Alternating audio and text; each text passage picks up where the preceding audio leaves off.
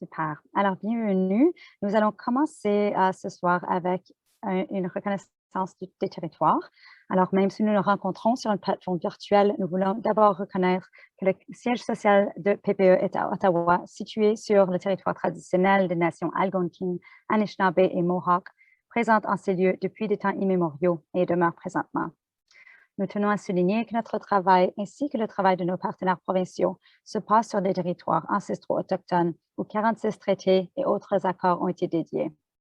Nous sommes honorés d'être capables de vivre et de travailler sur ces territoires connus aujourd'hui comme l'Ontario.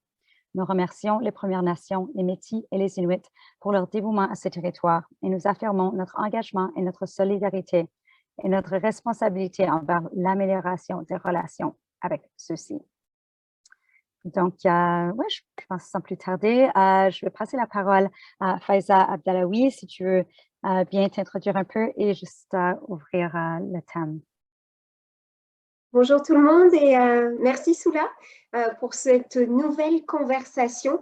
Une conversation, moi, où je trouve chacun des parents qui s'inscrit et qui passe ce temps-là avec vous, avec nous, continue à chaque semaine de faire des cadeaux extraordinaires pour leurs enfants.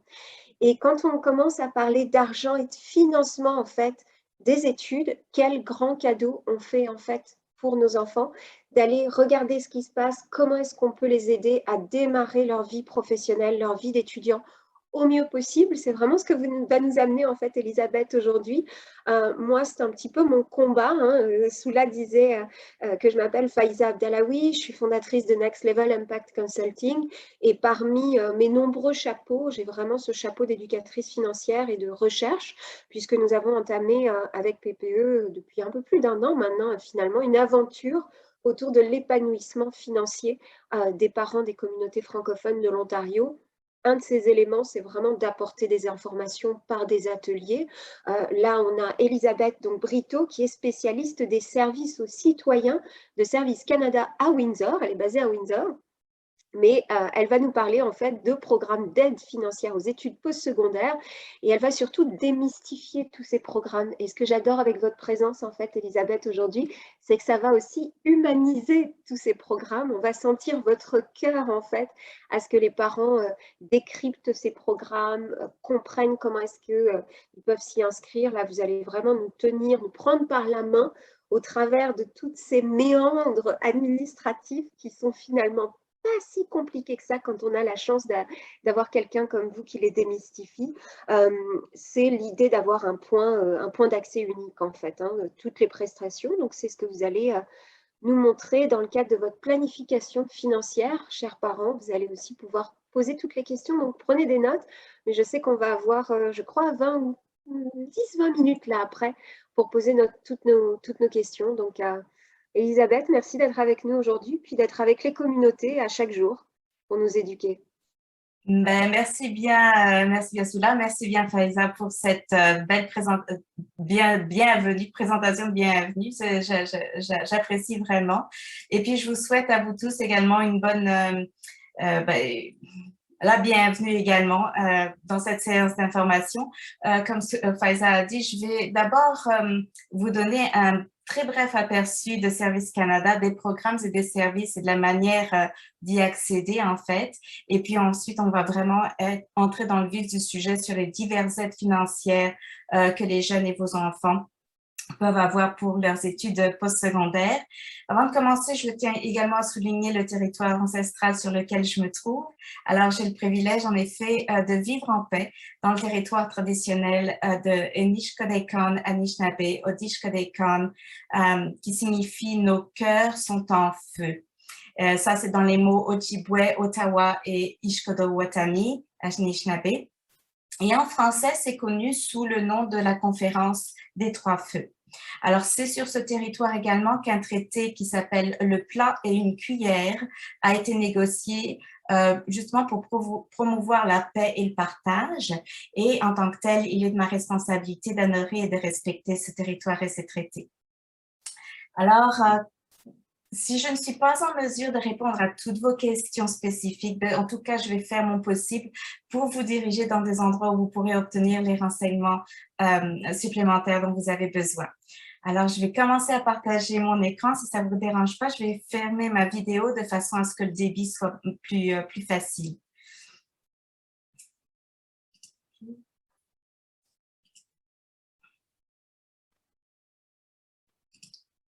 Voilà, alors je vais essayer de faire mon slideshow. Voilà, alors je pense que vous devez être dans la possibilité de voir mon écran. C'est correct? Oui, ok, formidable. Merci. Alors, qu'est-ce que c'est que Service Canada? En fait, Service Canada, c'est une institution fédérale qui fait partie du ministère qui s'appelle Emploi et Développement social Canada.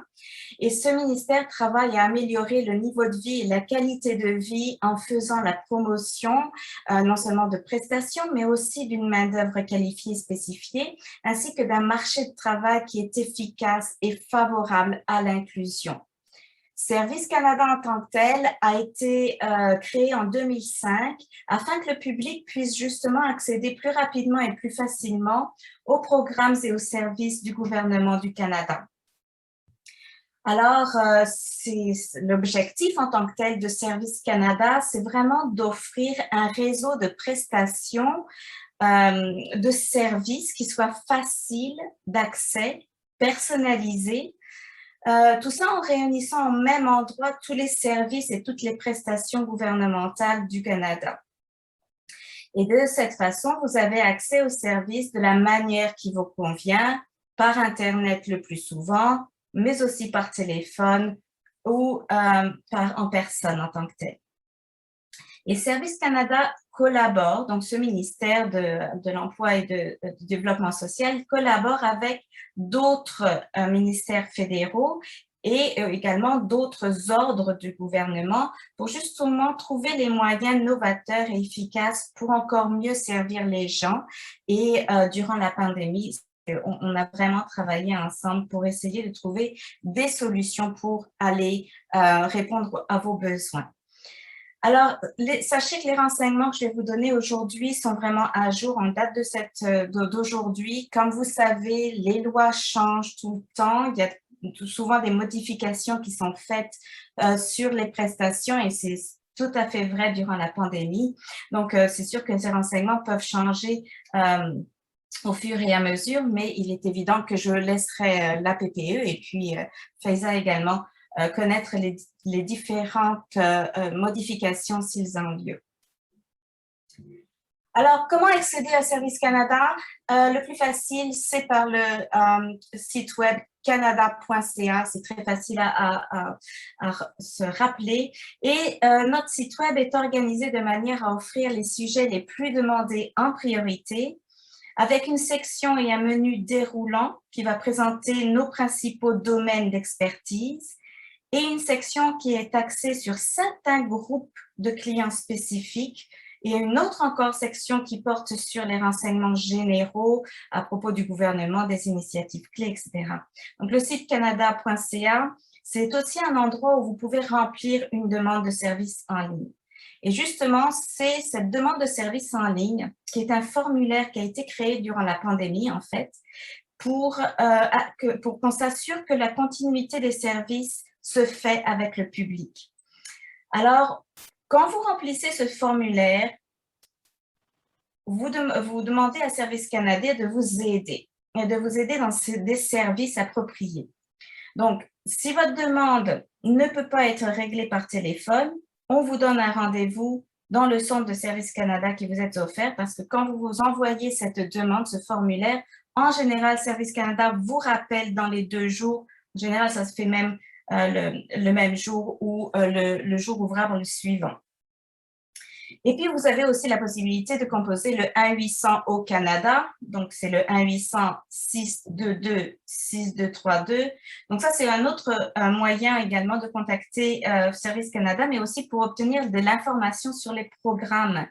Ce service offre des renseignements généraux sur plus de 4500 programmes services et initiatives, notamment une description des programmes et des principales activités de l'information sur les processus de demande, des informations sur les coûts afférents s'il y en a, les échéanciers également, les dates importantes. Il y a des publications connexes et des ressources pertinentes dessus. Donc, c'est vraiment un service qui vous permet de, en tout cas pour Service Canada, c'est vraiment un service qui permet de diffuser les publications et les messages clés du gouvernement du Canada et même que des messages en tant que crise, en tant que telle. Pour l'instant, les centres de Service Canada, si vous voulez aller là-bas, ça se fait en général par un rendez-vous avant de pouvoir entrer. Il y a certains centres qui sont moins achalandés que d'autres et à ce moment-là, ils peuvent peut-être pouvoir vous servir le jour même où vous vous présentez, mais en général, il est plus favorable de prendre un rendez-vous. Alors maintenant, on va rentrer vraiment dans le vif du sujet. On va regarder les mesures incitatives à l'épargne études. D'accord. Alors, le gouvernement du Canada veut aider vraiment les gens à épargner pour les études postsecondaires des jeunes.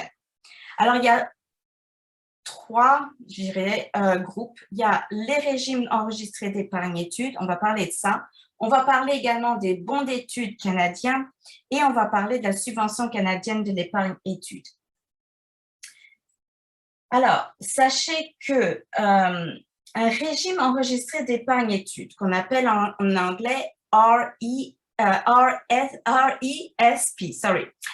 donc R-E et E en français, ça permet à l'enfant de faire fructifier l'épargne pour les études futures et ça, c'est à l'abri d'impôts jusqu'à ce que ce jeune puisse s'inscrire aux études postsecondaires. Alors, comment ouvrir un R-E-E ou R-E-E, je devrais dire? Ben, en fait, il faut communiquer avec une institution financière.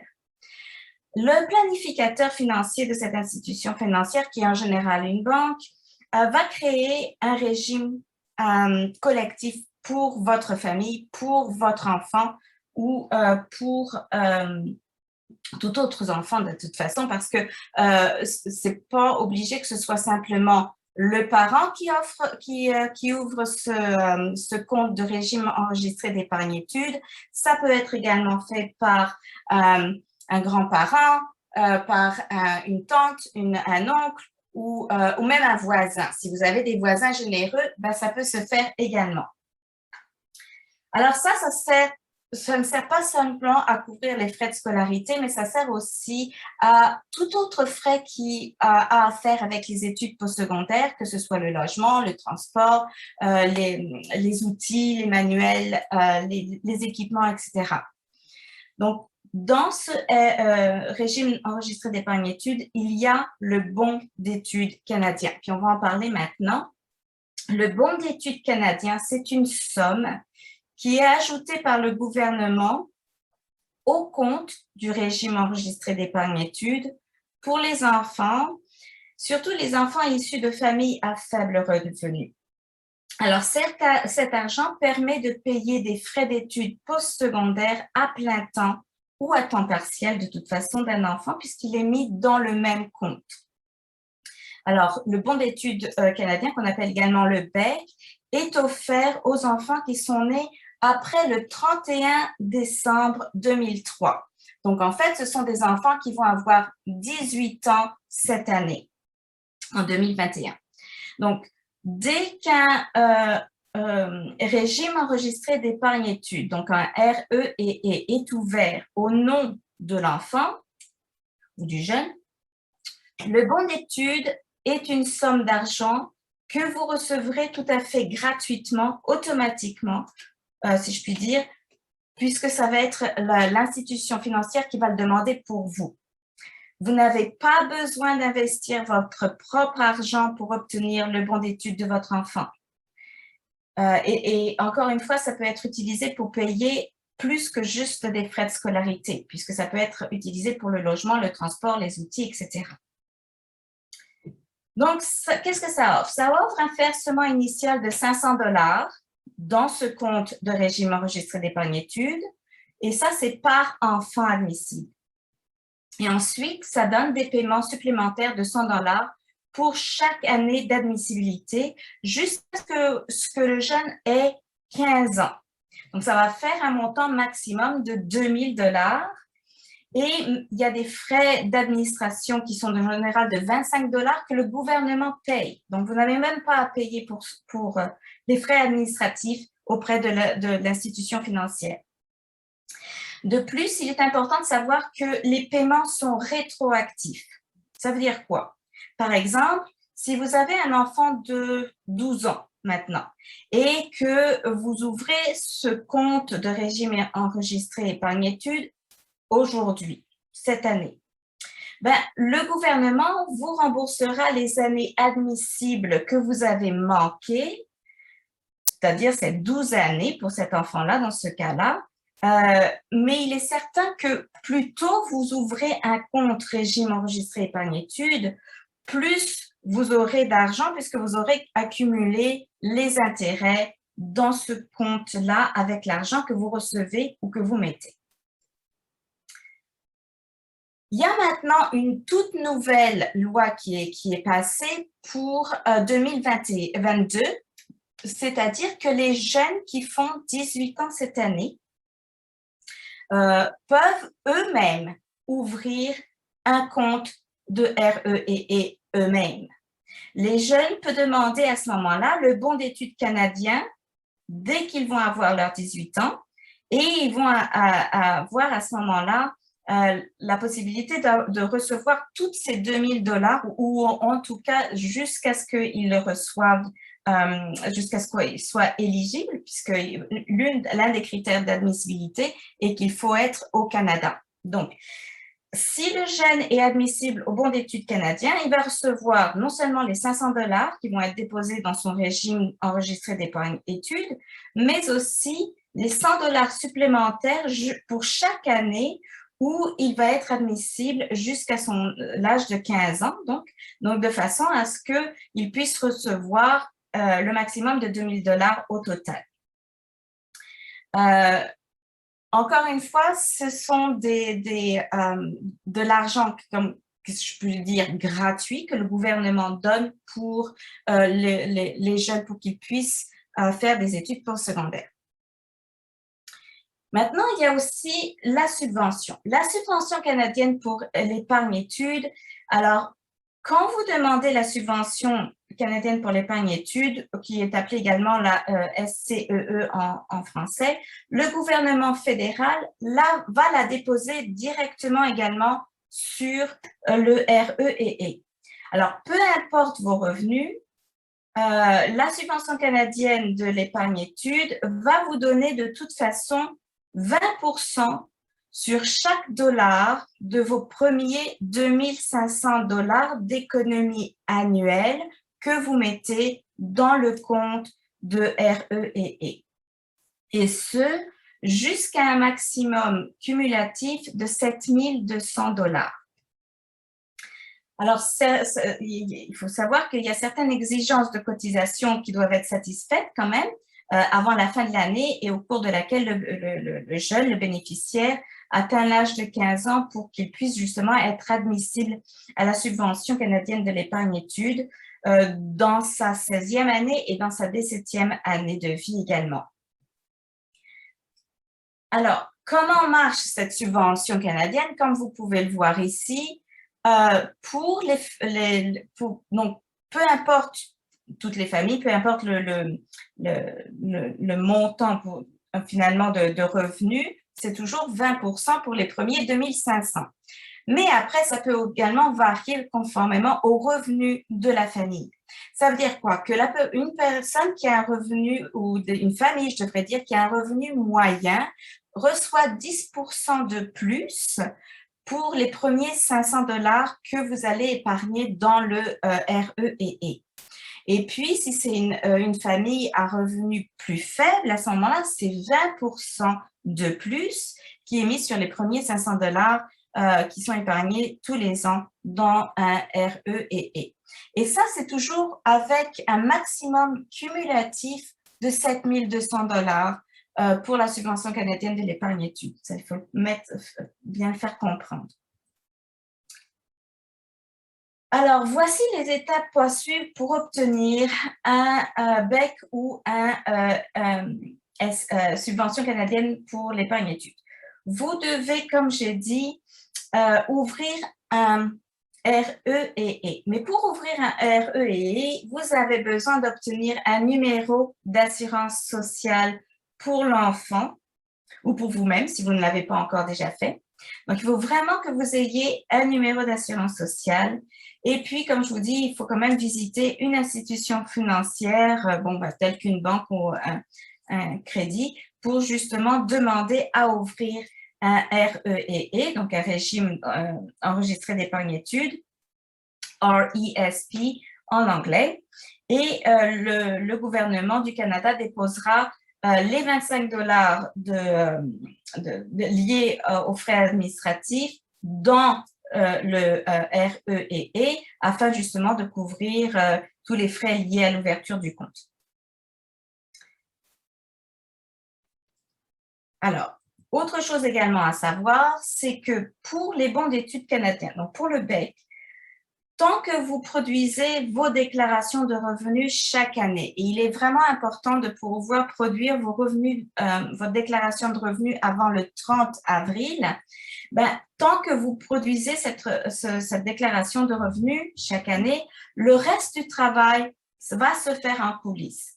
C'est-à-dire que la banque va soumettre en votre nom votre demande. Une fois que votre demande va être approuvée, le BEC va être déposé sur le REEE chaque année, à condition bien sûr que l'enfant continue à être admissible. Si vous choisissez de verser votre propre argent dans le REEE, à ce moment-là, le gouvernement versera une subvention en fonction du montant que vous investissez. Comme je l'ai dit, cette partie est vraiment facultative. Il n'est pas nécessaire d'investir votre propre argent pour obtenir le BEC, le bon d'études canadien, mais simplement pour obtenir la subvention canadienne pour l'épargne études.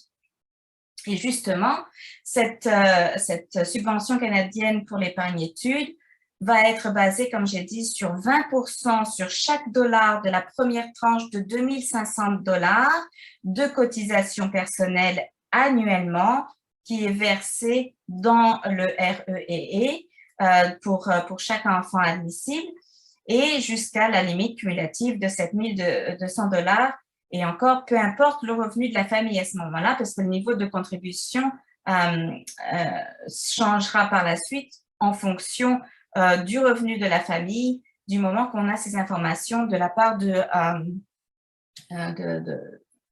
Revenu Canada, de l'Agence de Revenu Canada.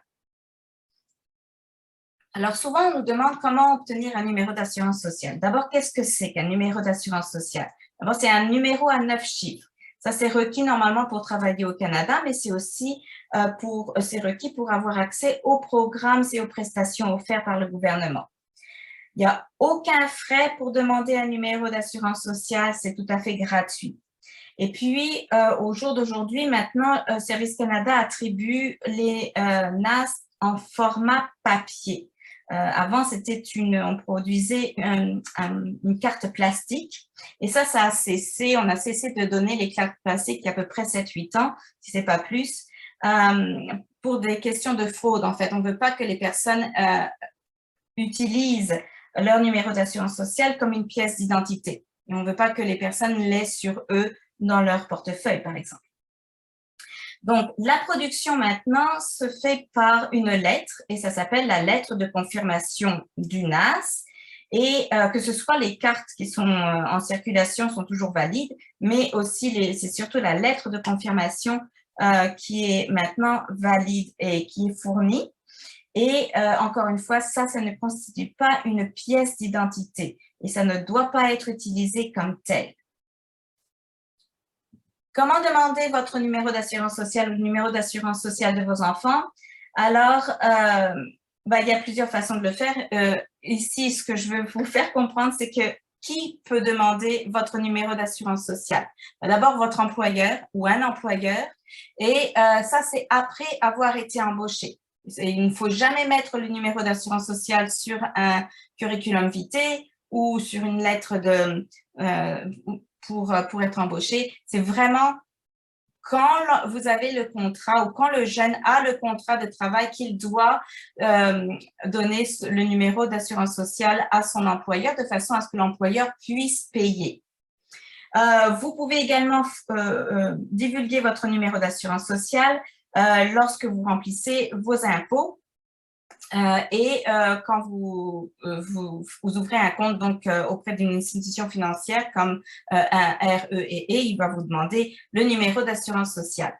Il y a d'autres organismes gouvernementaux qui administrent les programmes de ces services et ça peut être également comme les prêts aux étudiants ou les prestations d'aide sociale, etc. Mais il ne faut surtout pas divulguer son numéro d'assurance sociale pour autre chose que les employeurs, le gouvernement ou les institutions financières. Et malheureusement, souvent, on nous demande notre numéro d'assurance sociale pour savoir le crédit, l'historique du crédit, par exemple. Quand on va chercher un téléphone, quand on va chercher un ordinateur ou n'importe. Donc, il est mieux dans ce cas de ne pas donner votre numéro d'assurance sociale, mais de donner votre nom et votre date de naissance avec ça, et puis une pièce d'identité qui justifie votre nom et votre date de naissance. Les compagnies peuvent aller chercher votre crédit, votre histoire en fait de crédit s'ils le veulent et si vous le voulez. Encore une fois, c'est un numéro confidentiel. Il est très, très important de le protéger contre la fraude parce que malheureusement, il y a de plus en plus de fraude.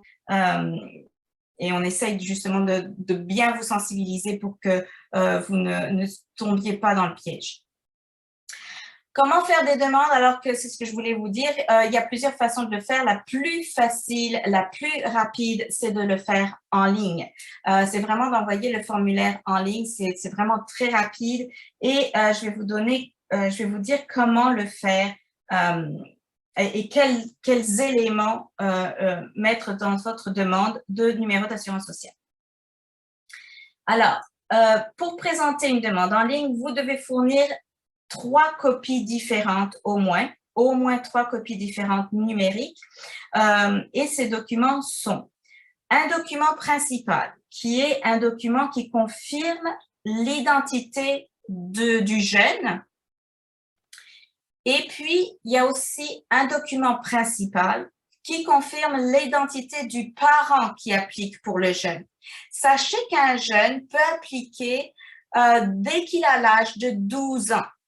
Donc, si vous ne voulez pas être en tant que parent appliqué pour l'enfant, vous pouvez également demander à ce que l'enfant, bien sûr avec votre supervision, puisse appliquer lui-même sur le site de canada.ca.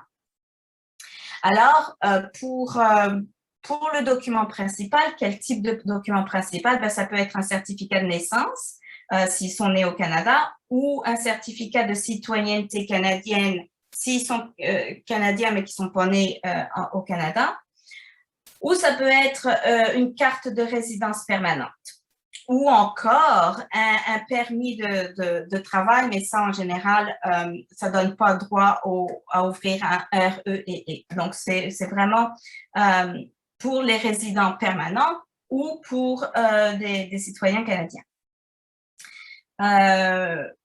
Donc, il faut un document principal pour l'enfant et si la demande est faite par un parent, un document principal du parent. Okay? Donc, si c'est, par exemple, le père qui applique pour l'enfant, ben, le père doit également télécharger soit un certificat de naissance, soit un certificat de citoyenneté du Canadien, soit une carte de résidence permanente. Okay? Le deuxième document, qui est un document secondaire, doit confirmer l'identité du parent ou l'identité de l'enfant. Mais si c'est simplement le parent qui applique, ben c'est simplement le document secondaire du parent dont on a besoin. Qu'est-ce que c'est? C'est un document qui prouve le nom légal et la date de naissance. Alors, ça peut être une carte d'identité de la province, ça peut être un permis de conduire, ça peut être un passeport, canadien ou pas, du moment que ces documents sont valides. Donc, il faut vraiment regarder à la validité de ces documents.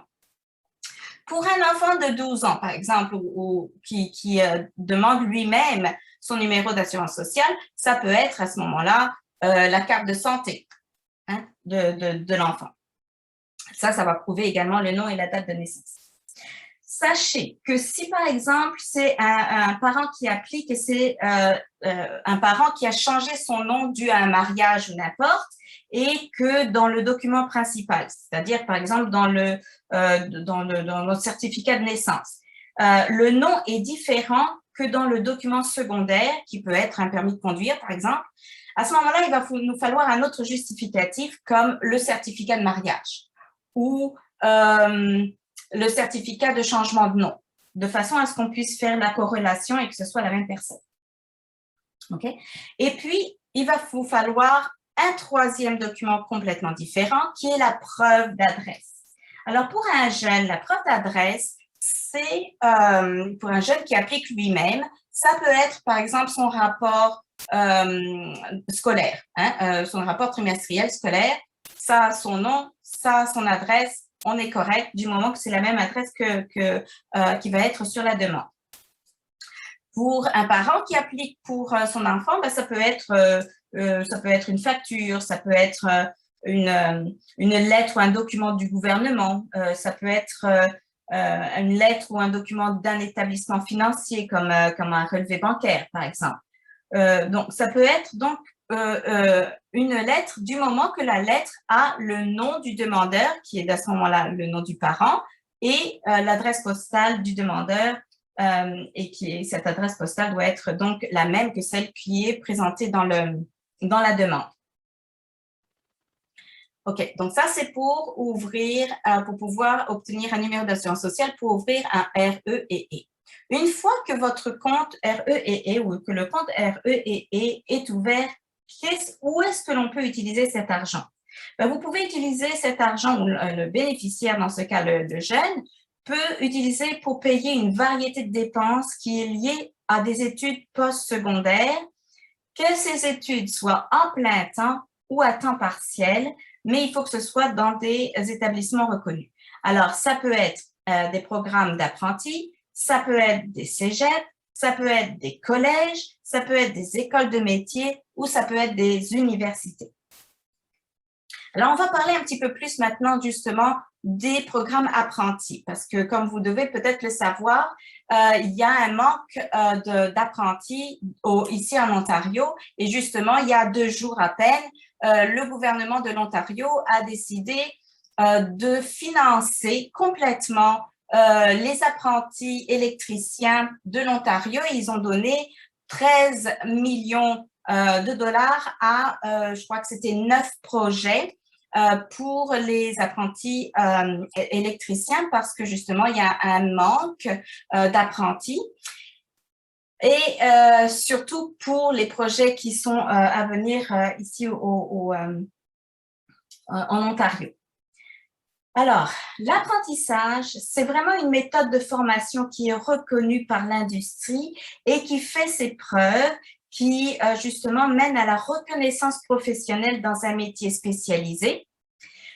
Et il y a des métiers spécialisés qui sont dans le programme du Sceau rouge. Qu'est-ce que c'est que le programme du Sceau rouge? C'est un programme qui permet à un apprenti de pouvoir exercer non seulement dans la province, mais partout au Canada, dans les autres provinces et dans les autres territoires. Donc, les apprentis sont des employés qui sont rémunérés. Ils reçoivent une augmentation salariale progressive au fur et à mesure qu'ils acquièrent de nouvelles compétences et qu'ils franchissent les différents niveaux de leur formation en apprentissage. En général, un apprentissage est de 2 ans.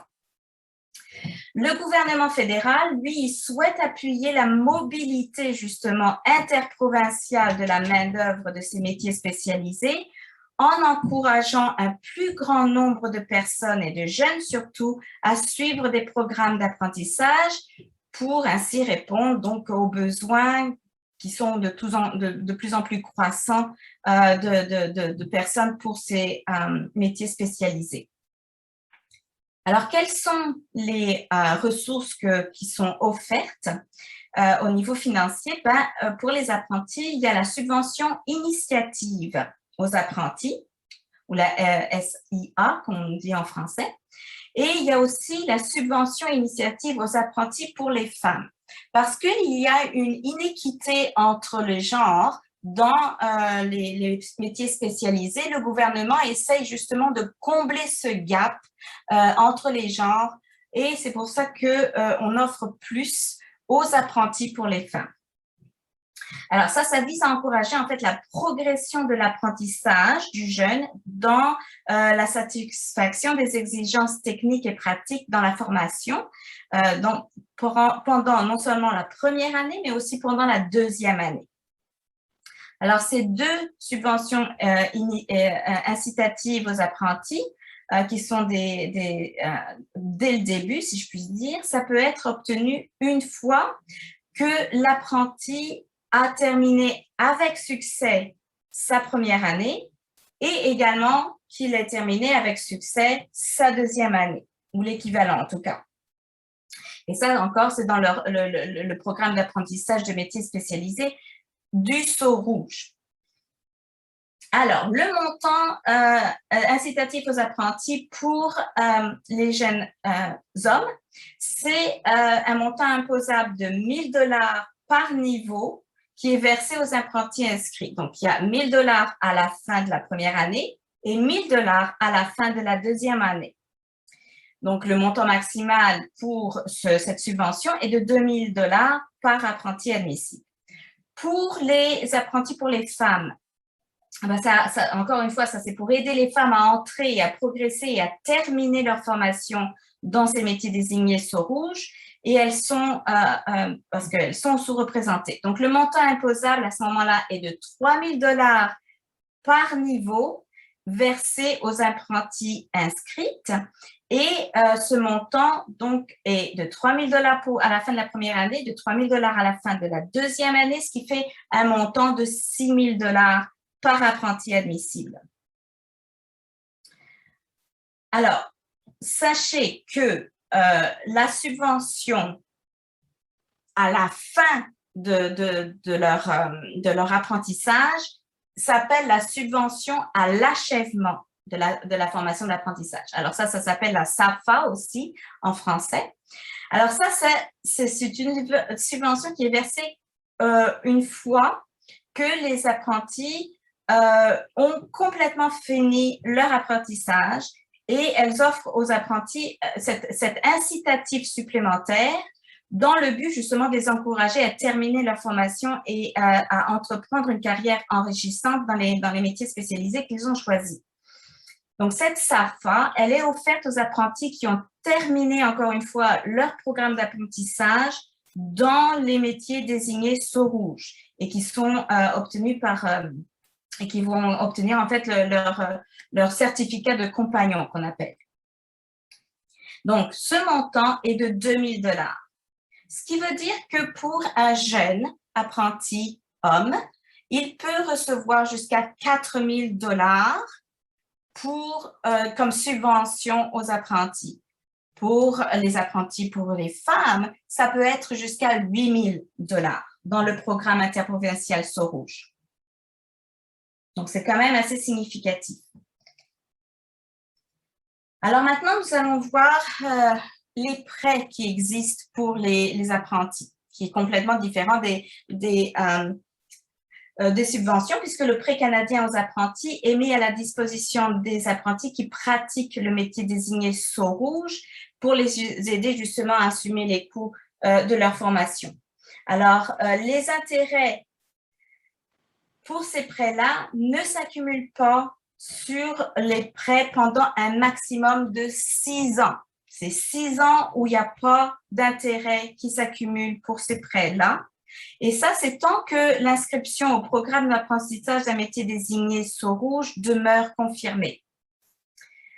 Les prêts canadiens aux apprentis ne s'appliquent pas aux résidents du Québec, juste pour vous faire savoir. C'est différent dans cette province-là.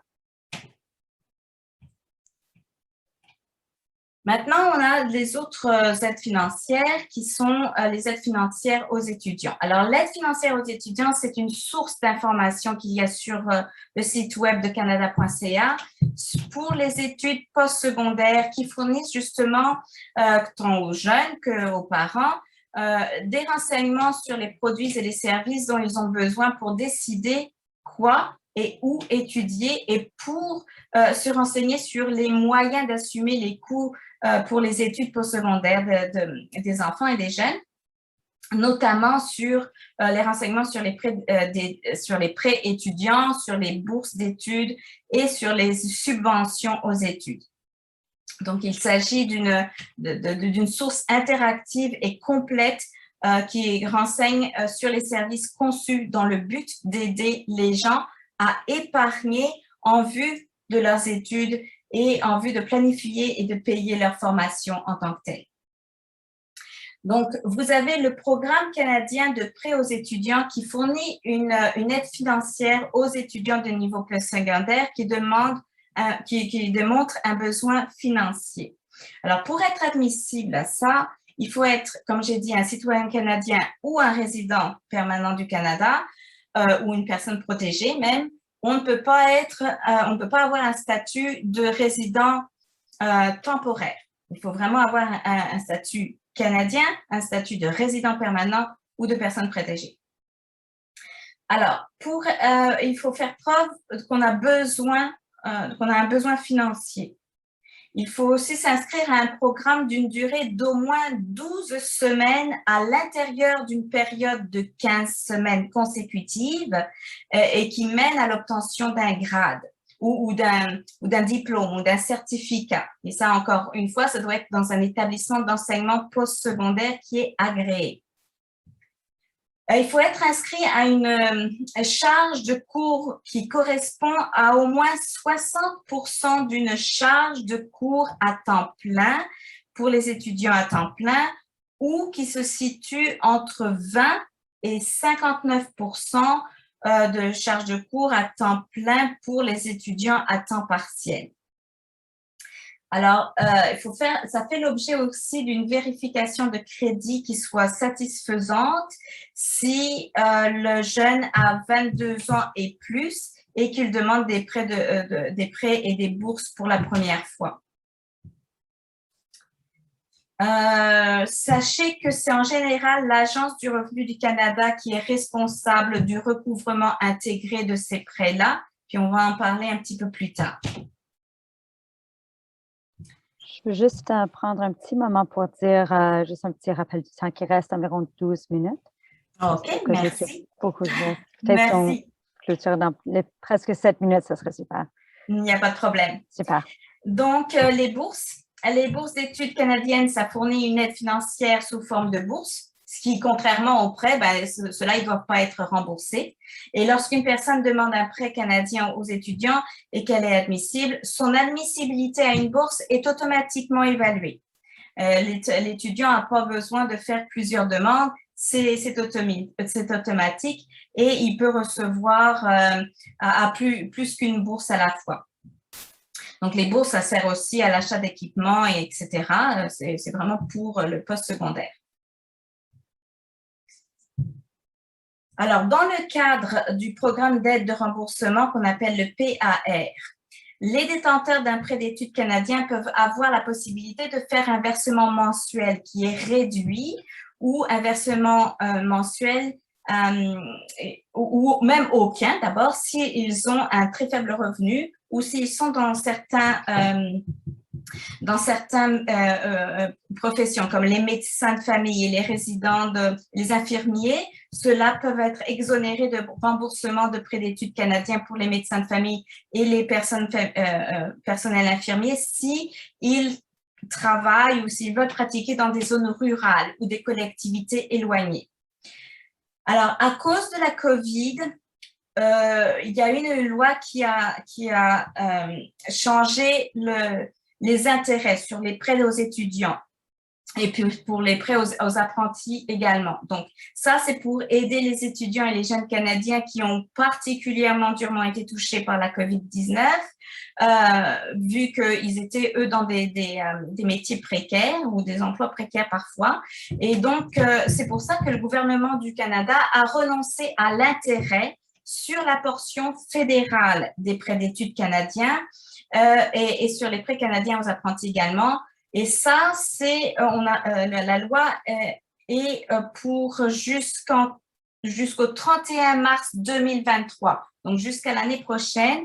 Et ça, peu importe si l'étudiant a pris des cours en plein temps ou des cours à temps partiel. Donc, c'est pour les deux. Alors, comme j'ai dit, il faut quand même se protéger de la fraude.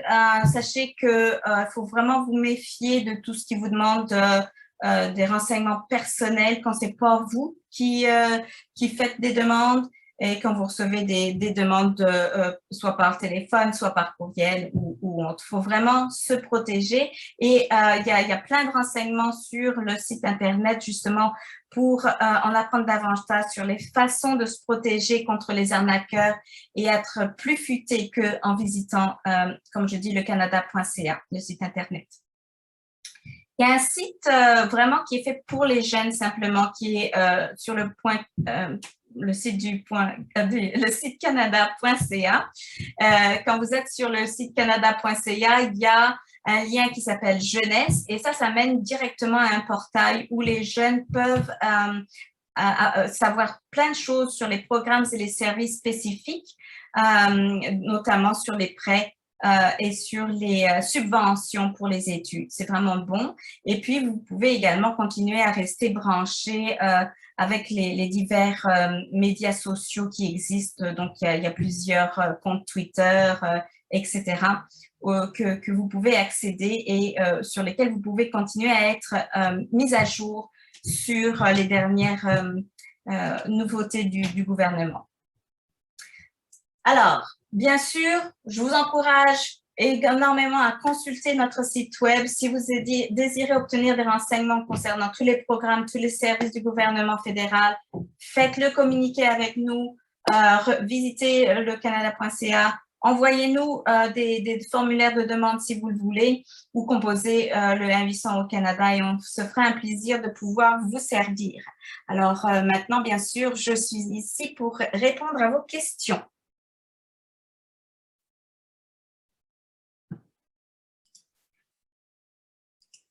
Je remets ma caméra. Voilà. OK. Alors, si vous avez des questions, surtout vous gênez pas. Je suis là vraiment pour essayer d'y répondre le mieux que je peux. J'aurais dû mettre ma lumière, je m'excuse.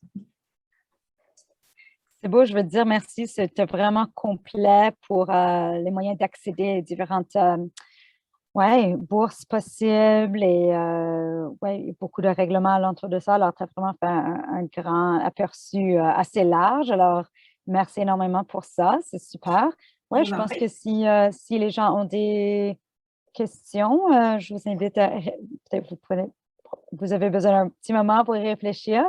Je ne sais pas si Faiza, tu as quelques petits commentaires. J'ai vu que tu as mis des liens dans le chat, donc c'est super. Merci. Oui, en termes de commentaires, écoutez, merci Elisabeth. Et puis surtout des diapositives qui étaient très claires. Moi, ce que je voudrais que finalement les parents retiennent, c'est la possibilité d'ouvrir ces comptes avec de la rétroaction. Et ça, c'est important parce qu'on n'a pas toujours l'info quand on a un enfant qui naît au Canada ou voilà, ça peut prendre du temps en fait pour que l'information arrive. Donc c'est rétroactif et les jeunes aussi à 18 ans peuvent encore l'ouvrir et ça j'adore que ce soit une nouveauté. C'est très important, ça leur permet de prendre aussi leurs finances en main. Voilà, j'ai d'autres petits commentaires et d'autres petits ajouts. J'ai partagé effectivement dans la partie chat certaines listes, des listes d'établissements et puis la liste des fournisseurs qui sont appelés des prestataires, j'ai toujours un doute, c'est des prestataires, oui, qui sont reconnus, qui sont officiels. J'alerterai, vous parliez de la fraude, j'alerterai sur le fait que dans certaines communautés, on a toujours un petit peu des vendeurs frauduleux de bourses, de fonds, qui n'expliquent pas toujours un petit peu les tenants et les aboutissants là, de ces placements, qui peuvent mettre la pression sur les parents parfois pour faire des paiements mensuels qui sont trop élevés pour les parents. Donc, d'aller chercher de l'aide, d'aller chercher de l'information, c'est essentiel. Alors, je voudrais simplement rajouter, si vous me permettez, Faiza, un compte RE, dès qu'il est ouvert, il reste ouvert pour 35 années. Donc, si le jeune décide de pas, après le secondaire, de pas tout de suite faire du post-secondaire, c'est correct. Il peut toujours, ou il ou elle peut toujours s'embarquer dans des études postsecondaires après. Comme je dis, c'est ouvert pendant 35 ans. Donc, ils peuvent utiliser ça. Si jamais le jeune veut pas du tout faire d'études postsecondaires, qu'est-ce qui arrive à cet argent-là? Ben, on peut soit le transmettre à un autre enfant dans un autre compte RE, soit le transmettre dans un compte RRSP, donc un compte de retraite enregistré également, de façon à ne pas avoir à être exonéré d'impôts pour ce montant-là. Simplement, si un compte RE est transmis pour un autre compte enregistré qui ne soit pas un autre compte RE, à ce moment-là, les subventions de $2,000 et les subventions de 7,000 jusqu'à concurrence de $7,200 sont retirées, mais tout ce qui est intérêt, tout ce qui a été mis par la famille ou par le jeune, à ce moment-là, restent et sont accumulés. Donc, c'est vraiment de l'argent qui continue à grandir, si je puis dire, et qui fait qu'au bout de, par exemple, 10 ans ou 15 ans ou même 20 ans, ça fait quand même une sacrée somme. Hein. Ça peut faire jusqu'à, je crois que pour notre enfant, ça a fait $35,000. Ça a été quand même quelque chose qu'on a pu utiliser pour leurs études postsecondaires qui ont été assez importantes. Oui, tout à fait, très important. Zico, Gaston, bonjour Gaston, comment allez-vous? Ravie de vous revoir, ça faisait longtemps. Et bonjour. Bonjour. Zico aussi, vous étiez là avec nous. Est-ce que vous auriez des questions ou des commentaires l'un ou l'autre? Non, c'est clair pour moi. Merci beaucoup. Ok. Est-ce que vous pensez est-ce que vous aviez déjà ce type de compte? Est-ce que vous pensez que ces informations vont vous permettre de sauter le pas avec confiance? Oui, les informations ont été très utiles. J'ai beaucoup aimé la partie où elle a expliqué surtout les critères d'éligibilité pour l'ouverture du compte, parce que ce n'est pas toujours évident. Surtout pour moi, par exemple, je donne un exemple de précision. J'ai 2 enfants, dont l'un est canadien, mais l'autre ne l'est pas encore. Et ce qui fait que celui qui n'est pas canadien, c'est celui qui est en âge adulte, prêt déjà à intégrer les études postsecondaires, ce qui fait qu'en attendant l'éligibilité pour elle par rapport à son statut qui est lié au nôtre, et le deuxième est déjà canadien, ce qui fait que lui aussi, visiblement, on peut déjà ouvrir un compte pour lui et avoir des rétrocessions. Mais par contre, je voulais poser quand même une question, savoir est-ce que dans ces cas de figure, on peut transférer, par exemple, l'argent qui revient à celui qui est canadien, à celui qui est non canadien, dans un premier temps, vu que lui est déjà prêt à intégrer les études postsecondaires? C'est une question que je voulais savoir. Bien sûr, très bonne question. C'est une très, très bonne question, Zico. Alors, ce qui se passe, c'est que, pour exemple, pour votre enfant qui est pratiquement dans l'âge postsecondaire, cet enfant-là, du moment que cet enfant est résident permanent, pas résident temporaire, donc c'est pas la peine d'avoir un permis d'études. Mais si l'enfant ou la jeune est résident permanent, la personne, cette jeune-là, peut en effet ouvrir un compte RE et puis recevoir cet argent du BEC. Donc, c'est $2,000 d'un seul coup si cette personne a déjà 18 ans. Et du moment que la personne ouvre un compte RE avant sa 21e année. Donc, il faut vraiment que ce soit avant l'âge de 21 ans, entre 18 et l'âge de 21 ans, avant d'atteindre l'âge de 21 ans, qu'un jeune peut ouvrir lui-même son compte REEE. Maintenant, si le jeune, en effet, qui ouvre ce compte ne veut pas utiliser du tout d'argent, on peut en effet transférer, ce jeune-là peut en effet transférer son compte REEE pour le compte de sa sœur ou son frère, ou peu importe, pour un membre de la famille qui soit en effet dans la même famille, là je parle. Renseignez-vous également auprès des institutions financières parce qu'il y en a certains qui mettent des blocages là-dessus. Il n'y en a pas beaucoup, mais il y en a certains qui le mettent. Donc, précisez bien ça avec l'institution financière où vous allez ouvrir le compte REEE ou que le jeune va ouvrir le compte REEE. J'espère que j'ai répondu à votre question, Zico. Oui, ça veut dire que quand j'ouvre les comptes pour les jeunes, je dois préciser à l'institution financière qu'il y a de fortes probabilités que l'argent qui va venir sur ce compte puisse être utilisé par l'autre sœur, c'est ça? C'est ça, exactement. Merci beaucoup.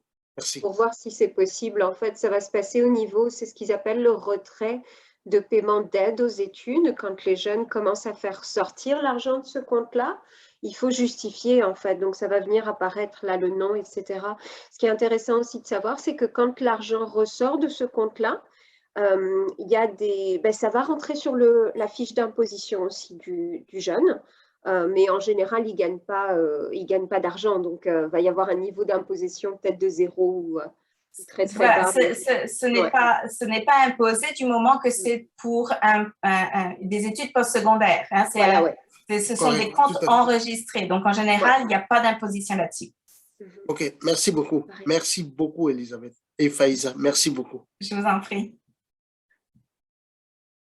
Vous allez retrouver, je pense, Soula, tu peux nous confirmer l'enregistrement de cette présentation sur la page dédiée à l'épanouissement financier des parents francophones de l'Ontario, n'est-ce pas? Oui, c'est ça. On va envoyer la présentation ainsi que les liens et l'enregistrement par courriel aussi. Alors, vous aurez accès à tout ça. Et et à suivre, certainement. Je pense que nous planifions une autre activité avec Faiza en juin sur les nouvelles méthodes de dette, je pense. Oui, tout à fait. Toutes les nouvelles, ce qu'on appelle les néobanques, là, tout ce qui est finance mariée avec les nouvelles technologies, ça nous donne des nouvelles possibilités de s'endetter. Donc, il faut, comme tous les systèmes de crédit, bien comprendre ce que ça implique, comment bien les utiliser. Et nos jeunes sont justement très souvent les cibles, les premières cibles en fait, de ces nouvelles méthodes d'endettement et de crédit. Donc, voilà, pour outiller. Mon mot de la fin sur ce sujet tellement important, c'est que les parents qui nous écoutent parlent avec leurs enfants des plans qu'ils sont en train de mettre en place pour les soutenir dans leurs études. J'ai donné il y a quelques jours un atelier à des jeunes de 13 à 18 ans. Je leur parlais justement de l'existence de ces bons d'études et des REEE. Et ils ouvraient grand les yeux. Ils ont soif, ils ont faim de vous parler, vous parents, de ces questions d'argent, de savoir ce qui va pouvoir se passer pour eux, pour l'université, pour le collège, pour l'apprentissage. Hein. Elisabeth, vous parliez de l'apprentissage. Un électricien peut gagner en moyenne 100 000 $. Une électricienne peut gagner en moyenne 100 000 $. Oui, c'est en général, c'est vrai, ils gagnent plus de 50 $ par heure. Voilà, je change de métier. Oui, je crois que mes enfants n'ont pas fait les bons choix non plus, mais enfin, c'est pareil.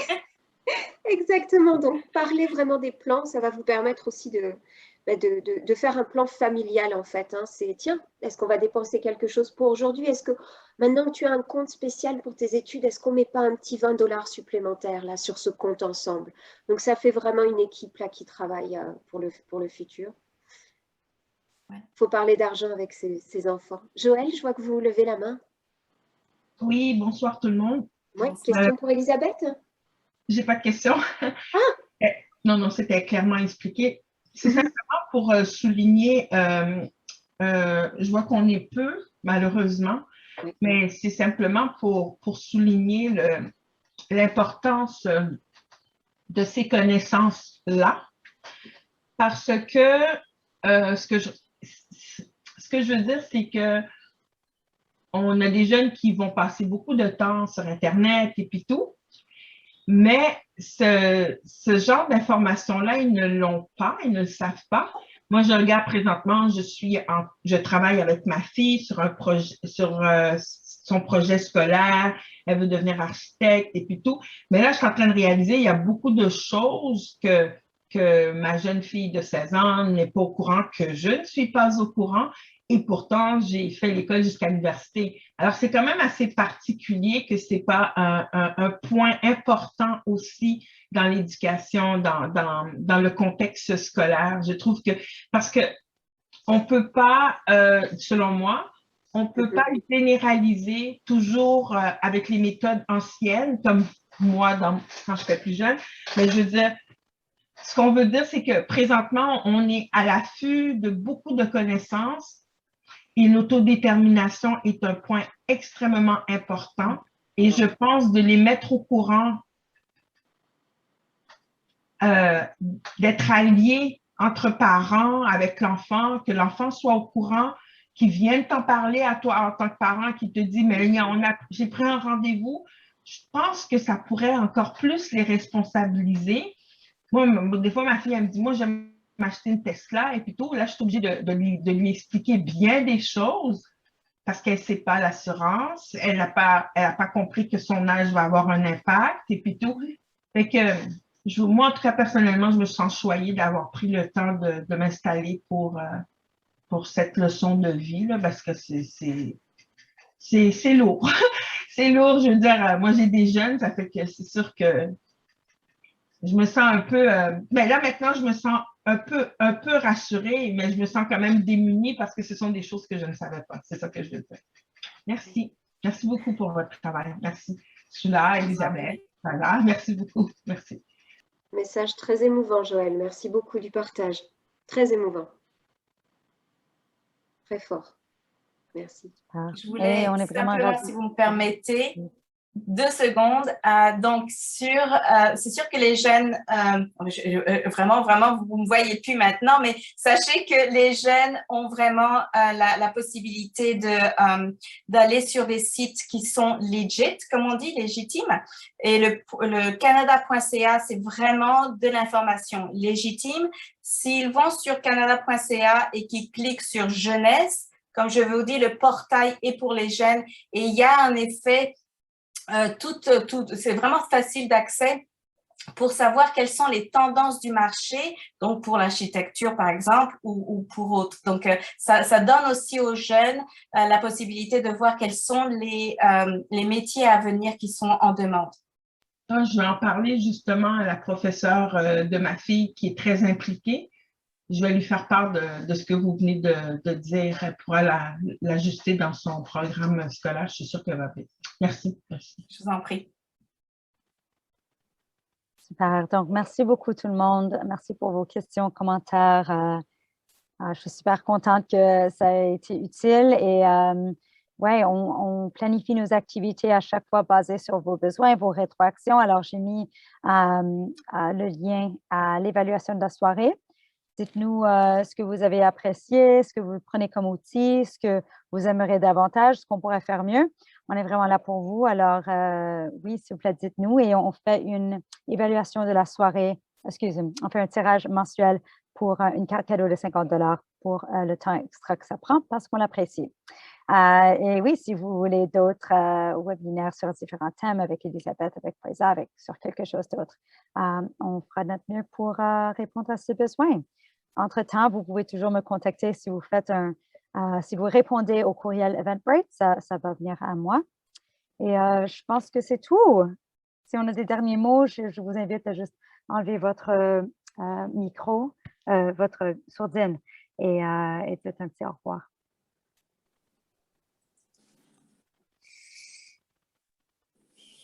Bon, bonsoir tout le monde. Au revoir, merci encore. Merci à vous. Merci encore, très belle présentation. Merci, Merci. Elisabeth. Merci, Elisabeth. Au revoir, Sula. Au revoir. Au revoir.